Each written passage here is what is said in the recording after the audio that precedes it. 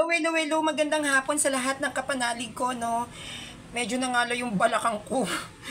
Kasi ngalay ako kakayuko, no? Kasi syempre pag magsusulat ka, yuyuko ka, no? Tsaka to, oh, ang sakit ng ano ko, pasa. My God, nakakaloka. Okay. Magandang hapon sa inyo, no? So, meron akong tanong sa INC. Dapat sagutin nyo to, ha? Okay.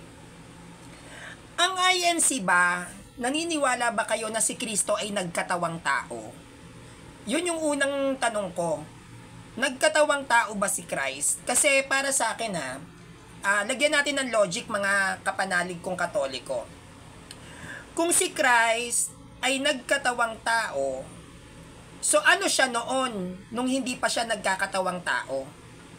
'Di ba? Kasi kung hindi siya nagkatawang tao, paano siya nabuo? Kasi kagaya ko, hindi ako nagkatawang tao kasi ako ay produkto ng parehong tao dahil ang magulang ko ay parehong tao.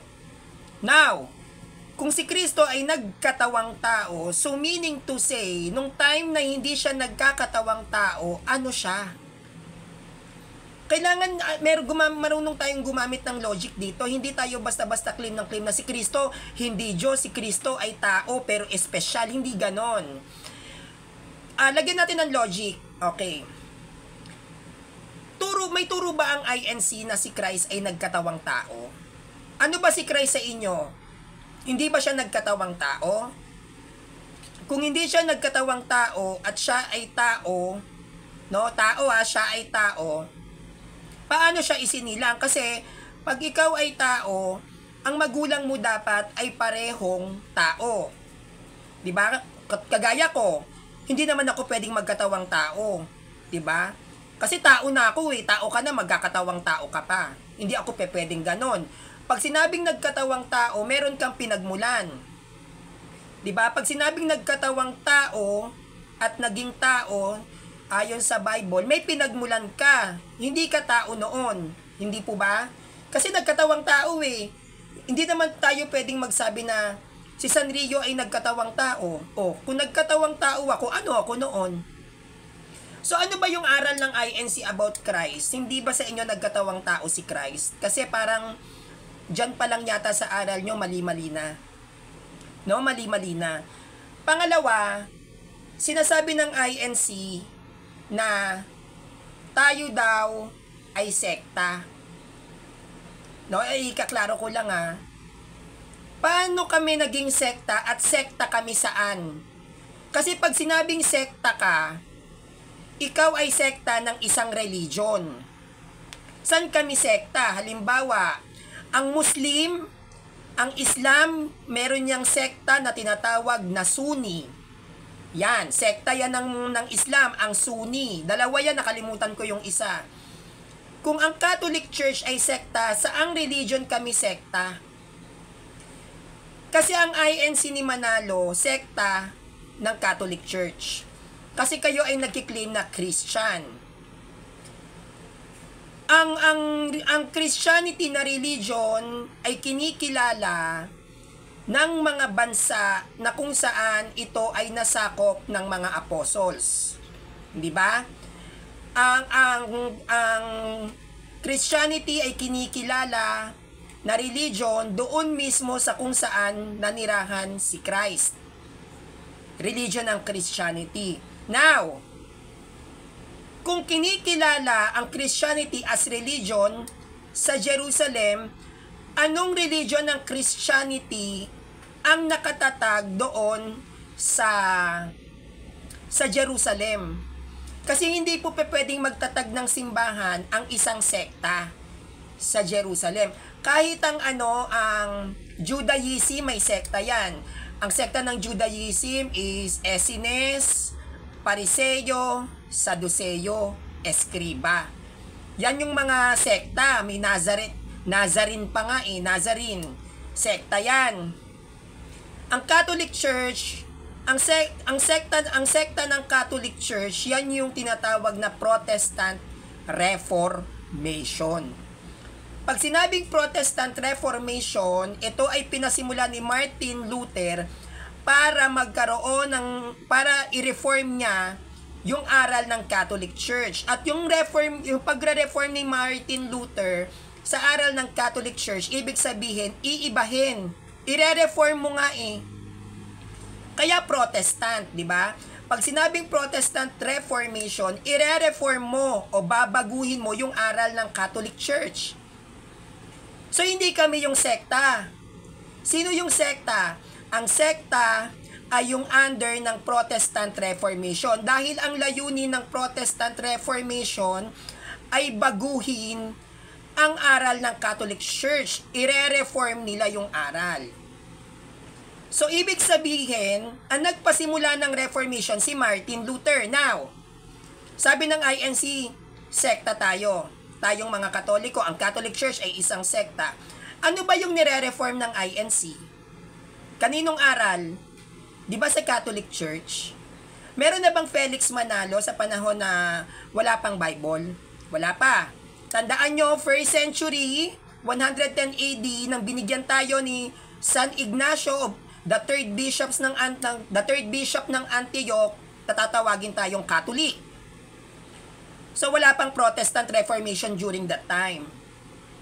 So lahat ng mga Protestant, including the MCGI, the SDA, the Baptist, the Jehovah's Witness, the Iglesia ni Manalo, lahat yan ay Protestant Reformation. Bakit?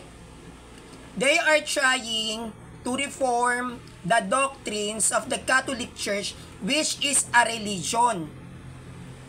Ang tanging kinikilalang religion under ng Christianity is only the Catholic Church. Hindi po pwede na maging mother, sabi kasi ng mga INC, the mother of Protestantism is the Catholic Church. Kanino kami magpo-protesta? Hindi kami pwede magprotesta sa Judaism. Bakit? Because we are not under ng Judaism. Hindi pwede maging Protestant ng Muslim ang Catholic Church. Why? Because we are not under ng Muslim. We cannot actually na matatawag na Protestante kami ng Buddhist, ng Hinduism, dahil hindi naman kami Buddhist at Hinduism. Pag sinabing Protestante, ikaw ay nasa religion, no? Ikaw ay sakop ng religion, pero kung lumalaban ka doon sa naunang doktrina sa'yo. 'Di ba? Sa under ng Christianity na religion, sino ba ang nagpasimula niyan? Wala pang Bible, the Catholic Church. So yung Catholic Church, meron na tayong doctrines regarding sa Christianity. So anong ginawa ng mga ibang mananampalataya na tumiwalag at itiniwalag ng simbahang Katolika? Sila ay gumawa ng mga Protestant Reformations. Ito yung mga pekeng iglesia. O gumawa sila ng mga organizations. Yung iba, incorporation pa. Anong ginagawa nitong mga to? Nire-reform nila yung teachings of the Catholic Church. They are protesting to the teachings of the Catholic Church. Hindi sila pwede na ang Catholic Church ay mag-protest. Kanino nga? Kaninong Kristiyano kami magpro-protest? Pwede kaming matawag, the Catholic Church, na Protestant kung may naunang Christianity sa Catholic Church. Sino nga? Hindi nyo pwedeng sabihin na kami ay nag-protest sa 12 Apostles. Hindi pwede. Bakit? Nasa amin ng ang mga labi ng 12 Apostles. Hindi kami pwedeng mag-protest kay Christ. Why? Sa historical sites ng Israel, dyan sa Jerusalem, ang mga tawag nito, ang pinaglibingan ni Christ, nasa pangangalaga ng Catholic Church. Yung lugar kung saan siya nabuhay, dyan sa Holy Sepulchre, pangangalaga ng Catholic Church at simbahan ng Katoliko ang nakatatag doon. Yung nails, yung cross, the crowns, nasa Catholic Church. Even the robe of Jesus Christ, kung nangangaral siya, nasa Catholic Church. Kung kami ay nagpro-protest kay Christ, bakit nasa amin yung mga gamit ni Christ? Even dun sa Last Supper, nasa amin. Kung kami ay nagpro-protest sa 12 Apostles, bakit nasa amin ang 12 bangkay ng 12 Apostles? Kung kami ay nagpro-protest sa early Christians, bakit nakalibing sa St. Peter's Basilica ang mga labi ng mga early Christians? 4th centuries, 3rd centuries, dun nakalibing. Ipinag-utos ni Constantine yan, na bigyan sila ng maayos na libingan, nasa pangangalaga namin. If the Catholic Church was protesting to Jesus Christ, and we are Protestant, bakit namin inaalagaan? Sa Iglesia ni Manalo, nasa inyo ang mga damit ni Felix Manalo, yung tabako ni Felix Manalo, yung reading glass ni Felix Manalo, yung mga old pictures ni Felix Manalo, let's say the relics of Felix Manalo. Ano ba yung mas mahalaga na dapat ingatan? Yung mga kagamitan ng sinaunang Kristiyano, yung kagamitan ng 12 Apostles, yung kagamitan ni Jesus Christ, o yung gamit ni Felix Manalo? Ang sabi ninyo na, ay ano naman ngayon kung nasa inyo yung labi ng 12 Apostles? So, ano naman ngayon, basihan na ba na true church kayo kasi nasa inyo yung mga pako na ginamit kay Christ? Bakit inaalagaan nyo yan? Wala namang halaga yan. Bakit inaalagaan nyo rin yung relics ni Felix Manalo? Oh, di ba? Nagrereklamo kayo, nagre-react kayo kasi nasa amin yung mga gamit ng sinaunang Kristiyano, even the catacombs, pero hindi nyo kinwestiyon ng sarili ninyo, nasa inyong mga damit ni Felix Manalo, ultimo tabako. Tama ba yon? You are under ng Christianity, nagkiklaim kayo na kayo maliligtas, bakit may tabako? Hindi ba ang paninigarilyo, hindi yan dapat pinahahalagahan kasi yan ay nakakasira sa templo ng katawan? Lalo na kung araw-araw mo yang ginagamit, huwag nyo sabing hindi bisyo ni Felix Manalo ang manabako. Well, for me, ang paninigarilyo, as long as hindi mo naman siya bisyo, wala namang masama. Halimbawa, ikaw ay nasa nagyayalong bansa, or may mga tao na nilalamig, o giniginaw dun sa mga bansang malalamig talaga, pwede silang mag-smoke para mabigyan sila ng init ng katawan. Pero wag gawing bisyo. Katulad sa pag-inom ng alak, walang masama kung iinom ka ng alak, wag mo lang gagawing bisyo. Yun ang masama. Yung tabako ni Felix Manalo, bakit nyo pine-preserve? Wag nyong sabihin hindi niya bisyo yun. Yung tabako nga niya, pinahahalagahan nyo, what more pa sa amin, katawan ng 12 apostles. Sasabihin nyo, sekta kami. Di kung sekta ang Catholic Church, sekta yung Bible. Kung Protestant ang Catholic Church, Protestant yung Bible. Why? Because the Catholic Church compiled the Bible. Kung Protestant ang Catholic Church, sekta ang Catholic Church, sekta pala tinatag ni Christ. Protestant pala tinatag ni Christ. Dahil during that time, wala pang Protestant, nag-e-exist na ang Catholic Church first centuries. And that first centuries, maraming mga early Christians ang minartyred. Yan yung kasagsagan na maraming naging santo dahil sa paglaban sa mga pagano. Sinong sekta ang lumaban sa pagano? Sinong Protestant ang lumaban sa pagano kung Protestante kami? Meron ba? Makakapagbibigay ba kayo ng historical proofs and evidence na may mga Protestant na lumaban sa pagans? Ang mga lumalaban sa pagans, Judaism, Buddhism, Hinduism, Catholic Church, and Muslim. Wala pang Protestant noon.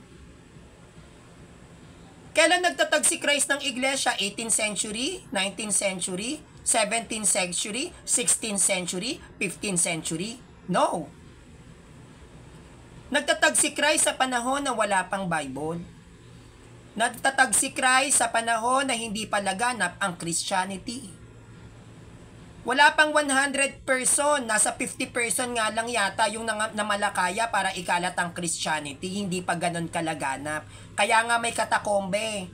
Doon nila ginagawa yung banal ng hapunan, tapos kami pa sekta. Yung mga katakomba pa kung saan nagbabanal na hapunan ang mga early Christians, ang mga apostles, ginawa pang simbahan ng Catholic Church sa Jerusalem, sa Roma. Tapos kayo, INC ni Manalo, kayo pa yung may kaligtasan. Samantalang wala naman kayong mga santo. Kami meron kaming incorruptible bodies of saint. Ibig sabihin, diretso langit yun. Hindi ba naman nabulok Yung founder nyo, bulok na yung katawan, nangamoy na, inuud na. Baka wala na nga yung buto nun. Kami yung mga saints namin, daang-daang taon na hindi pa nabubulok. Bakit? Because of the miracles. Because of their holiness. And that is the power of the Holy Spirit. That is why the Catholic Church was inspired by the Holy Spirit, hindi kayo mga INC.